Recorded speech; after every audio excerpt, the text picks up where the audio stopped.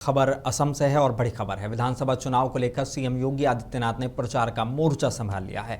बता देंगे बारपेटा में रैली को संबोधित करते हुए उन्होंने कहा कि एनडीए उम्मीदवार के समर्थन में जनता से वोट की अपील की। इस दौरान उन्होंने कांग्रेस और यूडीएफ पर निशाना साधते हुए कहा कि इन दलों ने राज्य की संस्कृति और सुरक्षा से खिलवाड़ किया।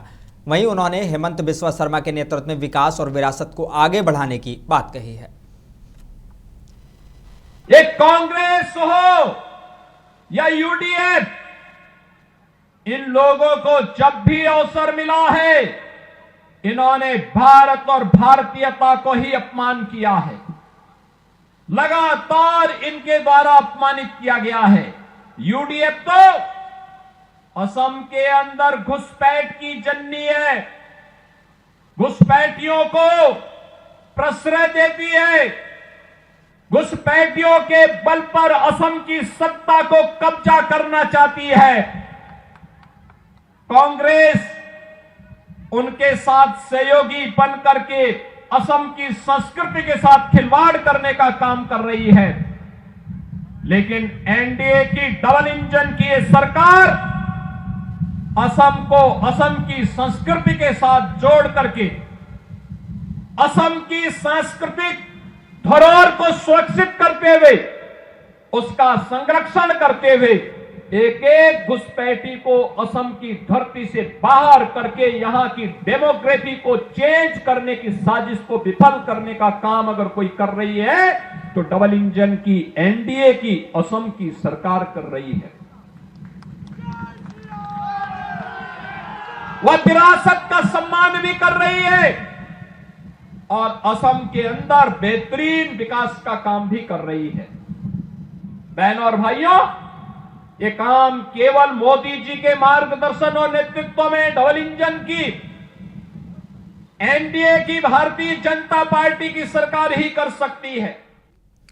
असम से बड़ी खबर है। बरसला विधानसभा क्षेत्र में जनसभा को संबोधित करते हुए सीएम योगी आदित्यनाथ ने कहा कि केवल एनडीए ही असम को घुसपैठ और जनसंख्या असंतुलन से मुक्त कर सकता है। उन्होंने विरासत और विकास को साथ लेकर चलने की बात कही और जनता से चुनाव में एनडीए को समर्थन देने की अपील की। जो धरा संगीत और संस्कृति की, अन्नदाता किसानों के संरक्षण की भूमि रही हो, जिसने विदेशी आक्रांताओं को धूल दूषित किया हो, उस पावन धरा के सामने कांग्रेस ने यूडीएफ के साथ मिलकर के पहचान का संकट खड़ा किया।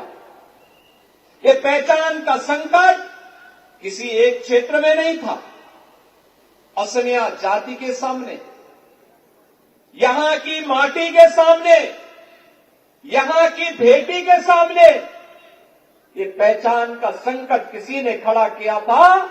ये कांग्रेस और यूडीएफ का अघोषित समझौते के कारण हुआ था।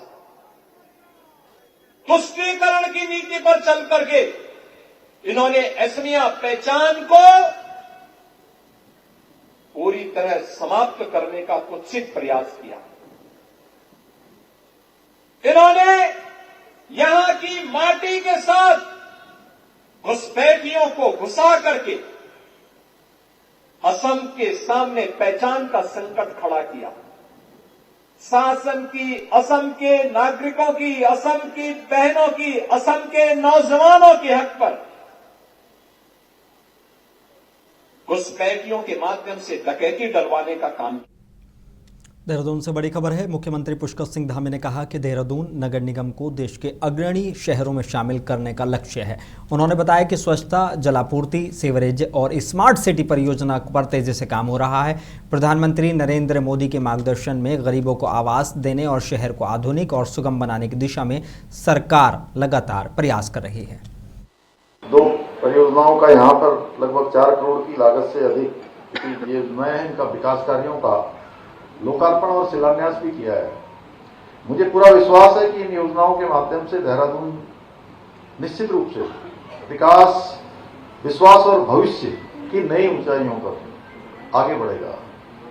यहाँ के हमारे नागरिकों को, आने वाले लोगों को अनेक उनके जीवन को सरल बनाएगा, सुलभ बनाएगा और आज जिस जुगमंदर टाउन हॉल में हम सब एकत्र हुए हैं उसका ये जीर्णोद्धार केवल एक भवन का नवीनीकरण नहीं है, बल्कि हमारी विरासत के सम्मान और विकास की नई सोच का प्रमाण है।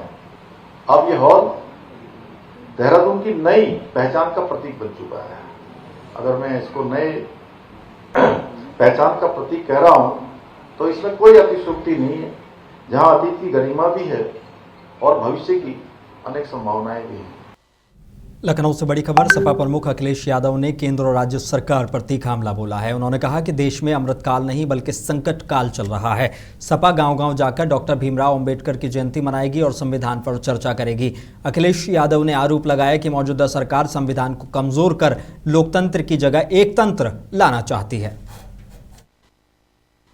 हम सब लोगों ने मिलकर के यह तय किया है कि एक तो बाबा साहब भीमराव अंबेडकर जी की जो जयंती आ रही है उसको सेक्टर स्तर पे, गांव स्तर पे हम लोग मनाने का काम करेंगे और किस तरीके का संकट है संविधान पर उस पर चर्चा हम लोग गांव स्तर पे करेंगे। ये अमृतकाल नहीं है,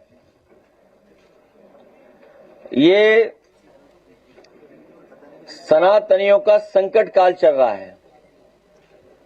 जहां संत मारे जा रहे हैं, संत की हत्याएं हो रही हैं, संतों को अपमानित किया जा रहा है।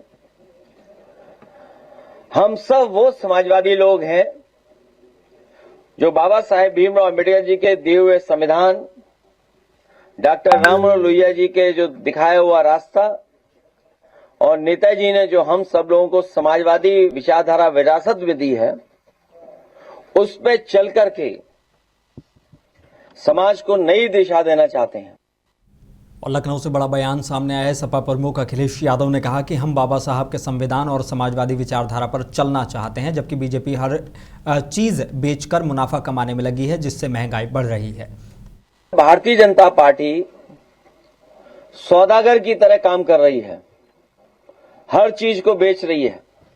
उनका लक्ष्य केवल मुनाफा है और जो महंगाई हमें और आपको देखने को मिल रही है वो उनके भ्रष्टाचार की वजह से है। भ्रष्टाचार के साथ साथ जो वो मुनाफा कमाने दे रहे हैं ज्यादा, उसकी वजह से बड़े पैमाने पर महंगाई बढ़ती चली जा रही है। और लखनऊ से एक और बड़ा बयान सामने आया है। डिप्टी सीएम केशव प्रसाद मौर्य ने कहा कि 2027 चुनाव में बीजेपी को तीसरी बार बड़ी जीत के लिए रणनीति पर बैठक में चर्चा की गई है। 2027 में तीसरी बार प्रचंड बहुमत से भाजपा सरकार और सपा को सफाई भेजने की तैयारी को लेकर के बैठक हो रही है, बैठक होती रहेगी। कमल खिलाना है, कमल खिला हुआ है और तीसरी बार भाजपा की प्रचंड बहुमत से सरकार बनाना है। और श्री अखिलेश यादव जी का जो मुंगेरी लाल का सपना है वह सच हो जाएगा। सपने कोई भी देखें, सच्चाई में बदलने वाला नहीं। श्री अखिलेश यादव जी की जो रैली थी वो फ्लॉप साबित हुई है। वहाँ जो हमारे गुर्जर समाज के जो हमारे भाई बहन सब हैं वो सब अखिलेश जी से बहुत नाराज हैं। वहाँ पाए तो कुछ नहीं, खो करके बहुत कुछ चले आए। देखिए ये सारा जितना अवगुण है, जितना माफियागिरी है, जितना इस प्रकार की गड़बड़ियां हैं, वो समाजवादी पार्टी के डीएनए में। आज की बैठक में ये कोई नियमित रूप से बैठकें हम लोग करते रहते हैं। आगरा से बड़ी खबर है। आम आदमी पार्टी की रोजगार दो, सामाजिक न्याय दो पदयात्रा की शुरुआत हो गई है। सांसद संजय सिंह के नेतृत्व में ये यात्रा 3 से 9 अप्रैल तक आगरा से मथुरा तक चलेगी। उन्होंने कहा कि युवाओं को रोजगार दो या हर महीने 10,000 की आर्थिक मदद दी जाए। आम आदमी पार्टी ने बेरोजगारी, शिक्षा और सामाजिक न्याय जैसे मुद्दों पर सरकार को घेरा है। आज से लेकर 9 अप्रैल तक आगरा, हाथरस और मथुरा की पदयात्रा आम आदमी पार्टी के द्वारा की जाएगी। ये पदयात्रा रोजगार दो और सामाजिक न्याय दो के मुद्दे पर की जाएगी। हमने नारा दिया है रोजगार दो वरना 10,000 दो। रोजगार दीजिए नौजवानों को, वरना हर महीने उनको 10,000 रुपए बेरोजगारी भत्ता दीजिए और बदले में 2 घंटे कोई भी सरकारी काम हमारे नौजवानों से लीजिए, लेकिन उनको बेरोजगार मत रखिए। आज बेरोजगारी उत्तर प्रदेश में सबसे बड़ा मुद्दा है जिसके खिलाफ आम आदमी पार्टी लड़ रही है। और दूसरा विषय 69,000 शिक्षकों की भर्ती में जो आरक्षण का घोटाला हुआ है और तमाम जातीय भेदभाव की राजनीति उत्तर प्रदेश में चल रही है, उसके खिलाफ भी हमारा सामाजिक न्याय का नारा है। देहरादून से खबर है, किसान नेता राकेश टिकैत ने दिव्यांशु हत्याकांड को लेकर प्रदर्शन किया है। उन्होंने कहा कि नशा माफिया और गुंडागर्दी बढ़ रही है, इस पर सख्त कार्रवाई जरूरी है। सब लोग अलग अलग आते उससे ठीक है कि हम एक ही दिन इकट्ठा होकर आगे यहाँ की एक कमेटी बनाएंगे, प्रशासन से वो कमेटी बातचीत करते रहेगी और वही कमेटी मुख्यमंत्री से बात करे। देखो देवभूमि, देव जिसका नाम ही देवभूमि है, हमारी तो देवभूमि रहे। यहाँ पे नशे का कारोबार जिस तरह से बढ़ रहा है, यहाँ पे आपस में गुंडागर्दी बढ़ रही है, वो बंद हो। भाई जिन लोगों ने बच्चों ने पढ़ाई कर ली, वे 10-10 साल तक फिर क्या कर रहे हैं यहाँ पे? या तो अपना कारोबार करो या अपना यूनिवर्सिटी को छोड़ दो। वे सीनियर होके बदमाशी करेंगे तो उसका नुकसान तो होगा। मुरादाबाद से एक सनसनीखेज खबर सामने आई है। काउंट रोड पर देर रात फायरिंग से हड़कंप मच गया। अज्ञात हमलावरों ने खुशहालपुर निवासी लकी को गोली मार दी है, जिसकी हालत गंभीर बनी हुई है। घायल को अस्पताल में भर्ती कराया गया है। पुलिस मौके पर पहुंचकर जांच में जुटी हुई है और सीसीटीवी फुटेज खंगाले जा रहे हैं। शुरुआती जांच में पुरानी रंजिश की आशंका जताई जा रही है। आरोपियों की तलाश जारी है। देखिए, कल रात्रि 1 बजे थाना क्षेत्र सिविल लाइंस के रामगंगा विहार चौकी क्षेत्र में एक प्रेम स्वीट्स मेन रोड पे दुकान है, उसी के आसपास कल रात्रि में 2 पक्षों में लड़ाई हुआ किसी बात को लेकर के। पुरानी कोई बात इन लोगों के बीच में है, कोई विवाद था और उसमें गोली चला दी गई। उसमें एक व्यक्ति जिसका नाम लकी है, लकी सैनी, उसके राइट साइड में यहाँ पे इंजरी हुई। तत्काल उसको हॉस्पिटल लाया गया। हम सब लोग उससे पूछताछ किए और इसमें हम लोगों ने जो लोकल चौकी इंचार्ज हैं उसके तरफ से मुकदमा पंजीकृत कराया है। चूँकि ये दोनों पक्ष उसमें जो अब तक हम लोगों को प्रथम दृष्टया सूचना मिली थी, दोनों पक्ष आपस में एक दूसरे को जानते भी थे और दोनों पक्ष ही एक दूसरे पर हमलावर थे। तो इसमें हम लोगों ने एसआई जो चौकी इंचार्ज है वहाँ, उसकी तरफ से तहरीर लेकर के 10 नामजद लोगों के और बाकी अन्य जो उसमें शामिल थे उनके खिलाफ उचित धाराओं में अभियोग पंजीकृत किया है।